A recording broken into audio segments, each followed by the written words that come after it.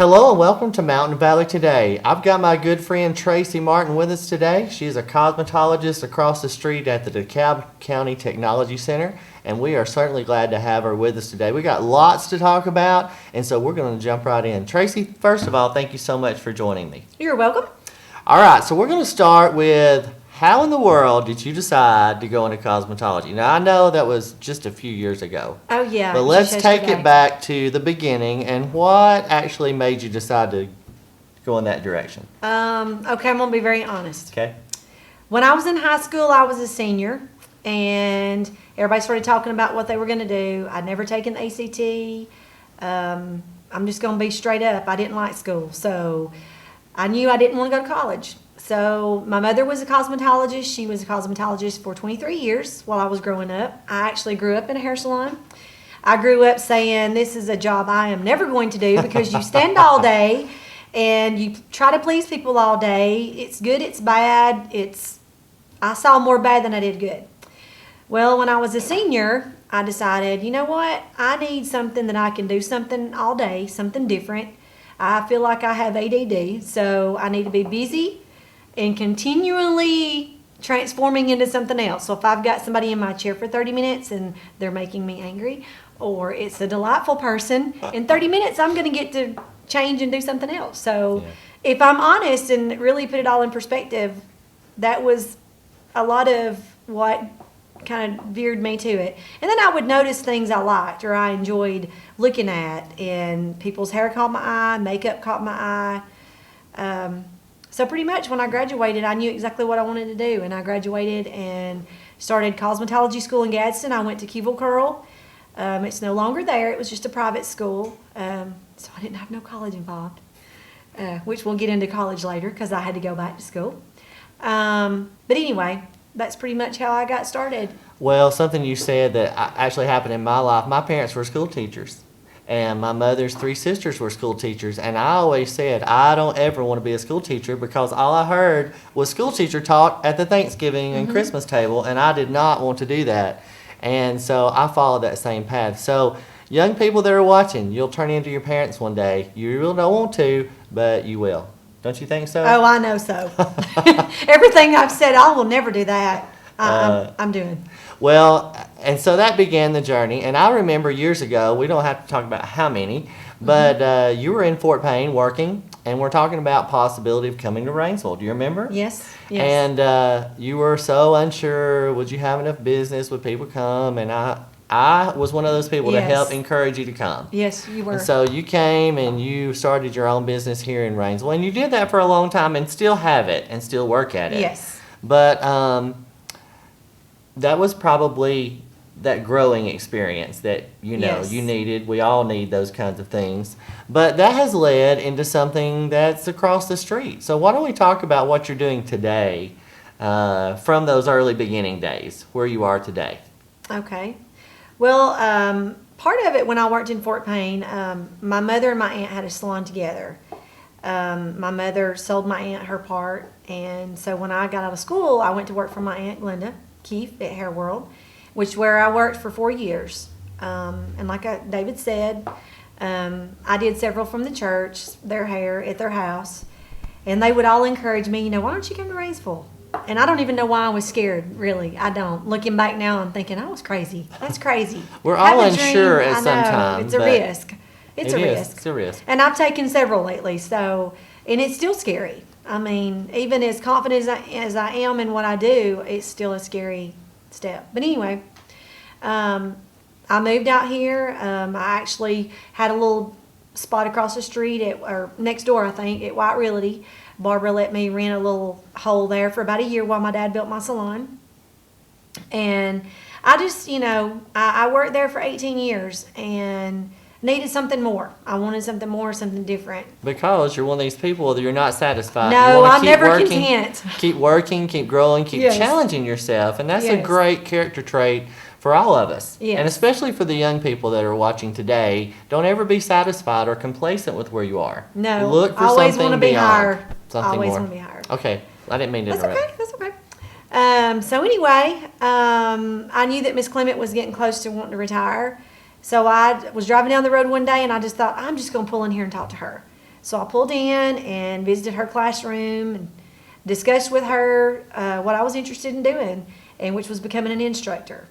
And we talked about it for a while, and she said, I think you'd be good at it. I think you'd enjoy it. So she allowed me actually to be an instructor from a cosmetologist, you have to do 650 hours of training under another instructor, or either go to school under an instructor's program. Mm-hmm.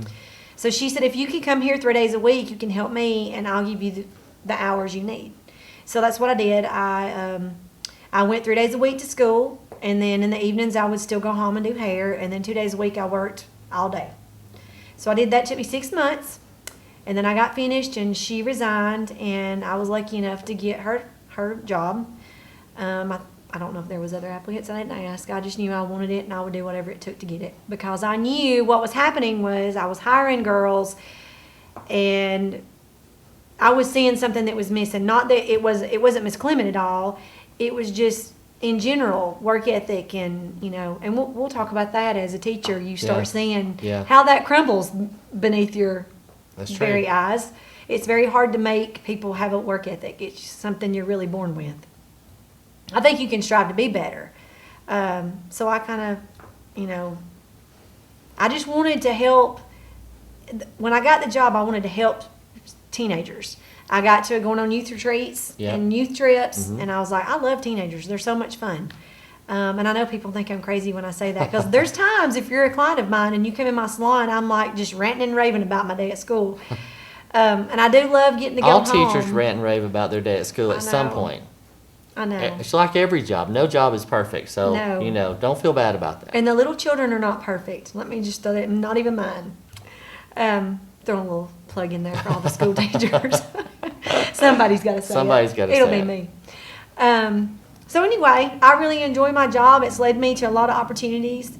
Some things I'm doing now are, I'm grateful, because if I had not had that teaching job, I would not be where I am.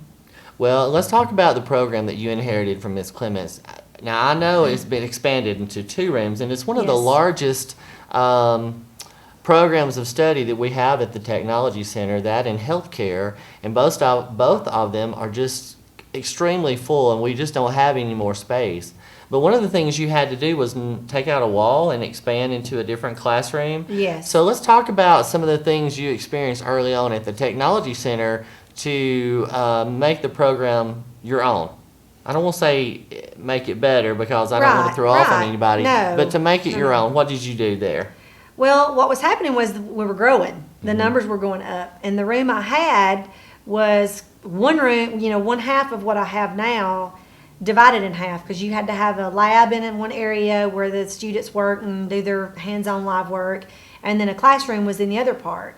And we were just busting at the seams with no room, especially when we were in that little classroom. So it got my turn to go through BIC. And those of you that don't know what BIC is, it's Business Industry Certification. And it's kind of your chance, if you need your program to be better, that's your opportunity to get your advisory council on board, and you can get things with some federal funding that we have available. And you get to spend some Perkins money on equipment, different things to make your program better. Well, that year, I guess I'd been there about 3 years, and it was my turn. And Jelaine and I discussed then expanding. Senator Lowell Barron at the time was a big asset to that idea. He contributed or found us, some money. Perkins kind of did half, and he donated half. And we were able to it used to be the healthcare room and the drafting room, and we had to take out half of a wall, because I kind of wanted a little classroom area separate, which is where I have all my airbrush makeup set up, and the classroom's kind of all together. And then I have a full spa area where they learn to do facials, and then I have a whole hair salon area in the back.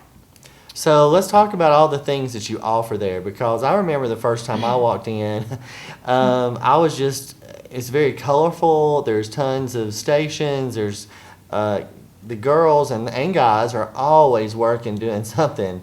Some of them are doing book work. Some of them are over here doing the nails. Some are doing manicures, and some are in the back cutting hair, coloring hair, washing hair, shampooing hair. I'm interrupting. You tell me all the stuff that you teach them to do there.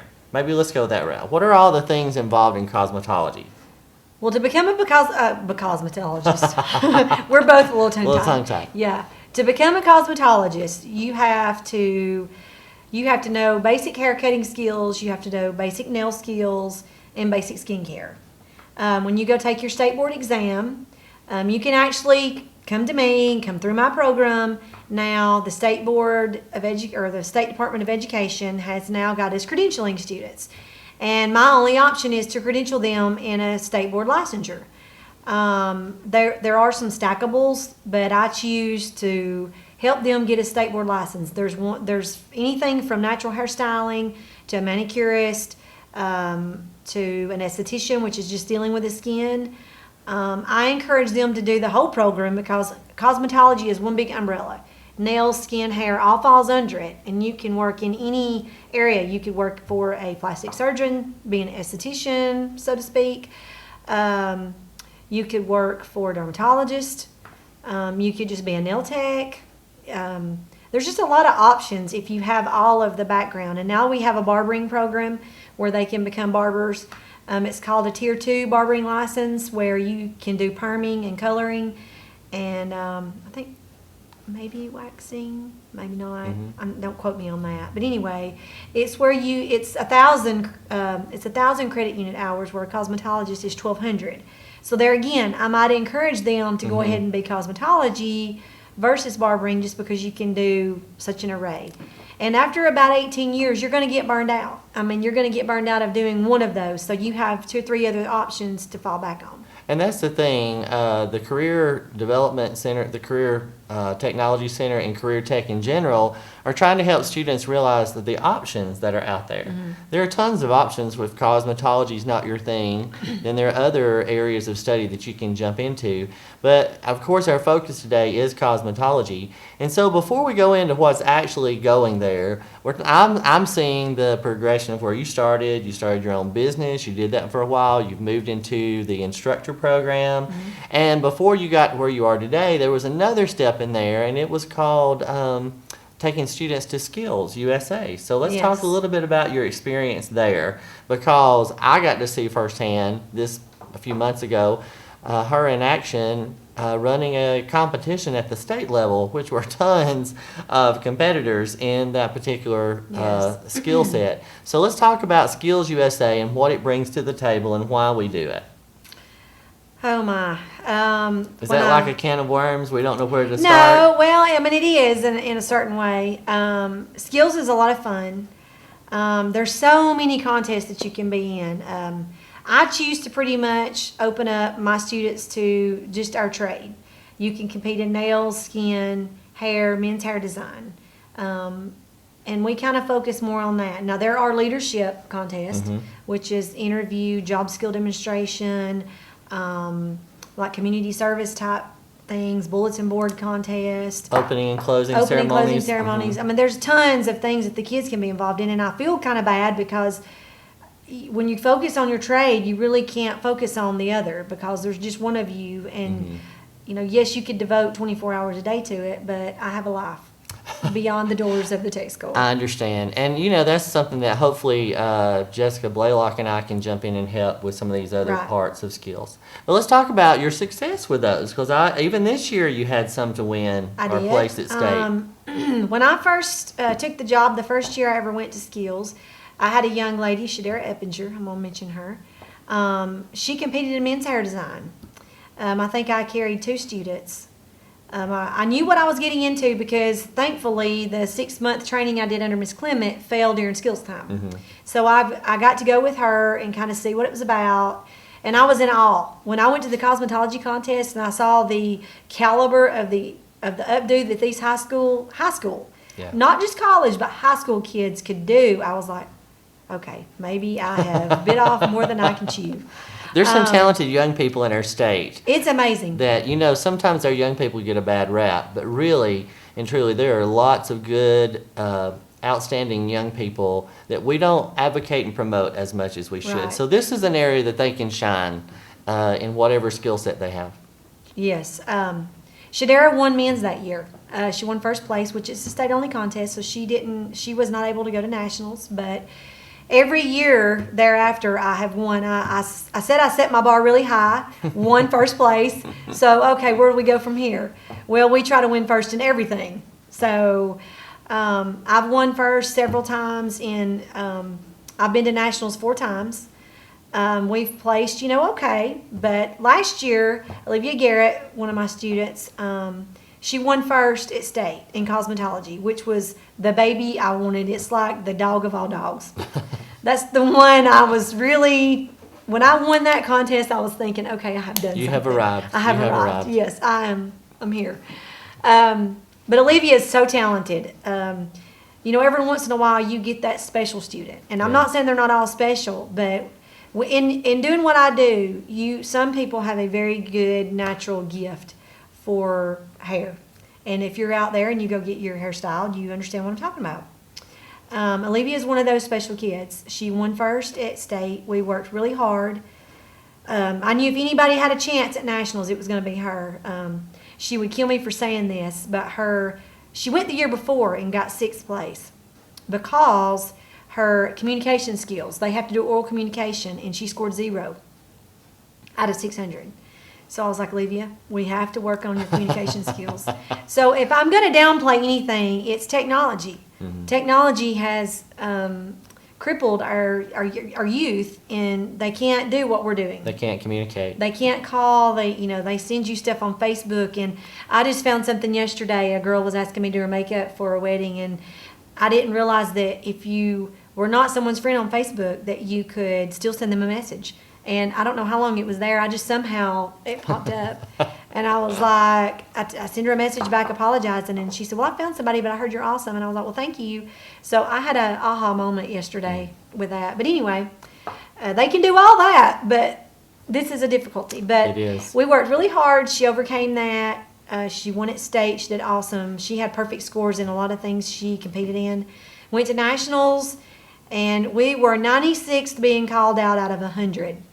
That was the longest wait of my life. It got to number 94. I looked at Olivia and I said, okay, I think I could throw up. And I did not know at the time that her clippers had quit working during the contest. And she had worked for me for 2 years, and she had saw me improvise a lot of times with doing clipper over comb, which is just his barbering technique basically. But if I don't have a guard that fits just right, anybody can do that. And I'm always teaching the kids, learn a specialty. Do something that everybody can't go home in their kitchen and do, because if they can, they will. Mm-hmm. So gradually I would show her, how to do that. Well, her clippers tore up, but her trimmers worked.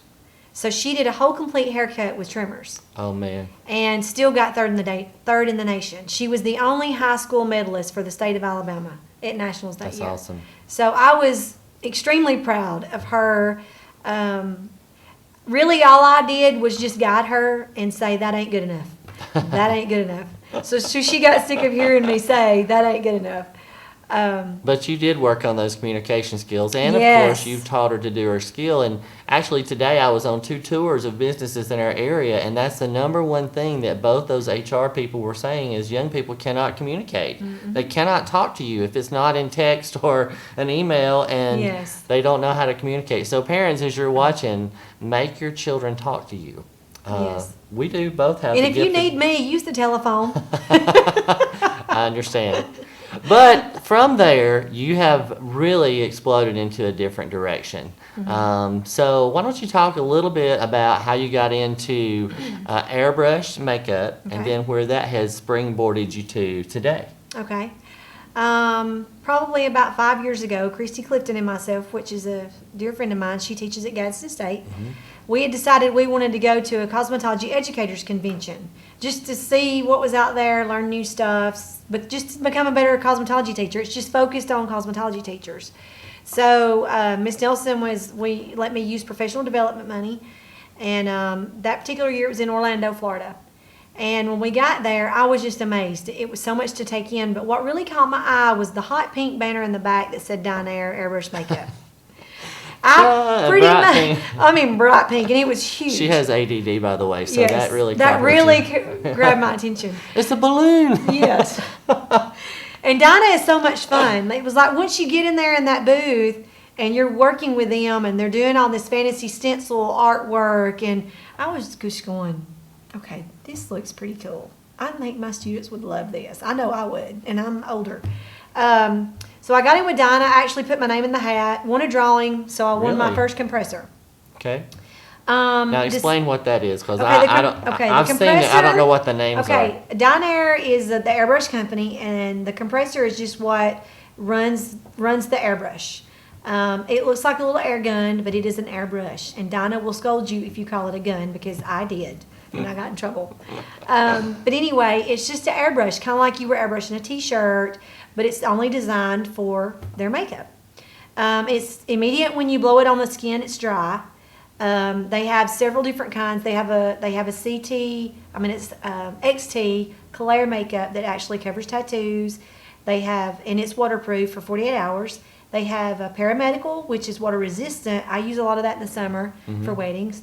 They have Glamour, which is just your everyday wear. They have a Soft Glow for oily, mature skin, and then they have Radiance for just mature skin with not a lot of issues, maybe dry or something like that. But they have a lot of different textures. But I went to a workshop in California.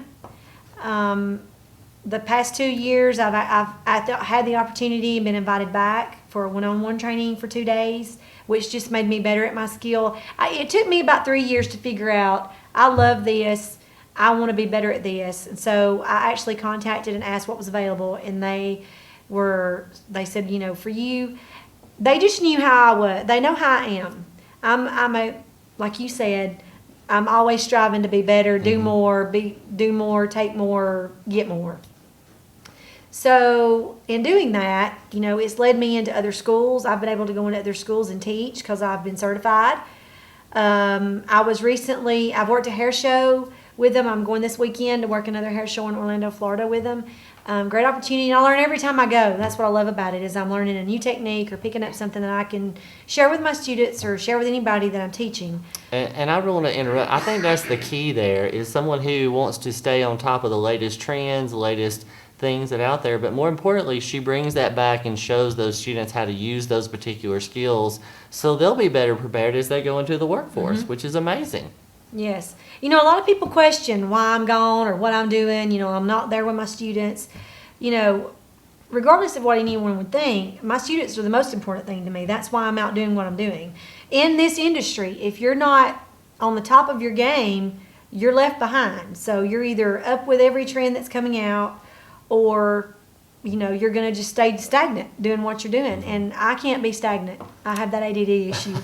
It will not let me be stagnant. No. Well, and she's being a little bit modest. Talk about doing the shows and things. She has been to several schools to teach the things she's learned, and that's what you're doing again this weekend. Yes. But something that she's really, really been a part of that I've been excited to hear about is, and I'm going to let you tell it because I don't want to take your thunder. It's your thing. Say yes to the prom.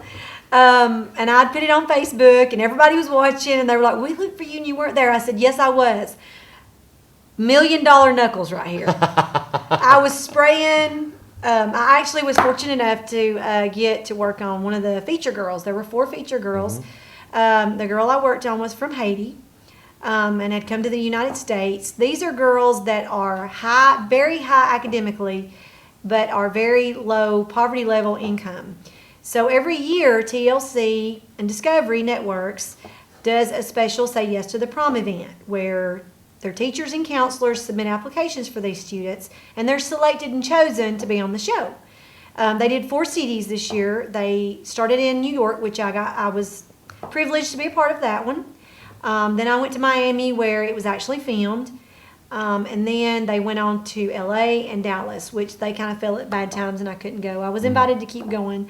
But one thing you need to know, this is all pay out of your own pocket. It's a volunteer service. It's charity. It's all charity. A charity service. And so all these hundreds of dresses were donated, all their time, all their expenses, getting there, travel were donated by her to go be a part of this particular charity event, which I think is amazing. It was amazing. I mean, just to watch the kids come in and sit down. They'd never had their hair anything special done with it. They'd never had their makeup done, especially not airbrush. They were all amazed. We amazed TLC with the airbrush makeup. That's good. Yeah, it was great. I mean, I had the opportunity to work on several executives from TLC.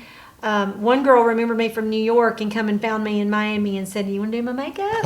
And I was like, "Yeah, you remember me?" And met Monty Durham, the host of Say Yes to the Dress, which this is a spinoff of. Monty is awesome. He's a character. He is, and he is true to what you see on television.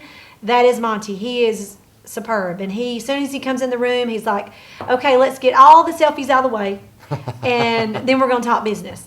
And he's great, and he remembered me in Miami from being in New York. Mm-hmm. He said it was the hair and the accent.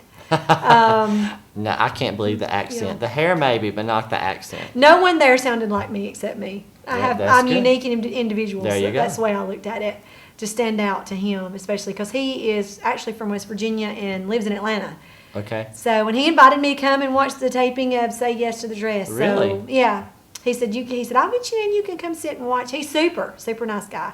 But yes, it was all charity. Sherry Hill donated 750 prom dresses, which if you have a daughter going to the prom, you know who Sherry Hill is. Very expensive. Yes. So we're talking lots and lots of time, money, even People Magazine, every sponsor that was there donated everything, their time, everything. So everybody was there pro bono. And what I'm most impressed about is we've got one of our own who I've been going to church with for years. I've taught her children, and now I'm fortunate enough to be across the street and working with her on a daily basis. And that's the kind of people that we want in DeKalb County, teaching and educating our young people, are instructors like Tracy Martin. And so I'm excited, and I think you should be excited as well. And I hope that you'll tell your young people as they're thinking about careers, something they might want to go into. And it's not just a girl thing. That's one thing I want you to talk about just a little bit. There are guys that are in there, and they do really good. Oh, yes. Every year I have several guys that sign up, at least 2 or 3. And I'm always proud of them because there's such a stigma on that. But I always tell them, you can make a whole lot more money than I can. A woman wants to sit down in a man's chair and he'll make her beautiful and tell her she's beautiful. And if you're a woman and you're denying that, then I'm not going to comment. Because we are all that way. We all want to be told, how pretty we are. Even guys, they want to be told they're handsome. Handsome, thin, and young looking. Yes. And every guy I've been able to have, whether they pursue the barbering career or whatever they want, they work hard. They have, they'll do the pedicuring along with everybody else. They're not happy about it, but they'll do it. I mean, I have a way of motivating people. Get in there and do it. That's what she says. Get in there and do that. You're not any better than I am. Come on, let's get in here. And the one thing I do want to stress that I love about getting to go do all this, and this is a speech that I always give my students, is it doesn't matter where you're from. It doesn't matter if you're in a town of population of 500. It's all out there. And it's a matter of how hard are you willing to work for it. If you want it, it's there. You make yourself known. You make contacts. You be persistent. Persistence will pay off. It's very easy to give up. It's a lot harder to be successful. And success does not come easy to any of us. You just work all the time. But then eventually it just pays off, and it's been at the right place at the right time. If I hadn't been at that conference, I would have never known about Airbrush Makeup or Dinah's company. And she's awesome. I mean, I could call her right now. I actually did a magazine layout, and they wanted to interview her, and I was able to get her on the phone in 5 minutes, and they did a telephone interview with her. I don't know anybody that owns a company that's that one-on-one with you. Most companies are corporate owned, and they're not internally involved as she is. So that's a shout out to her. I love her. Well, we certainly do appreciate Tracy being with us today. We're about out of time, I should say. And don't forget, you can watch us on mountainvalleynewspaper.com, any episode that we've aired before. And also, we're on Farmers Telephone TV, Channel 6, and WFPA 1400 in Fort Payne. Thank you so much, and we'll see you next time.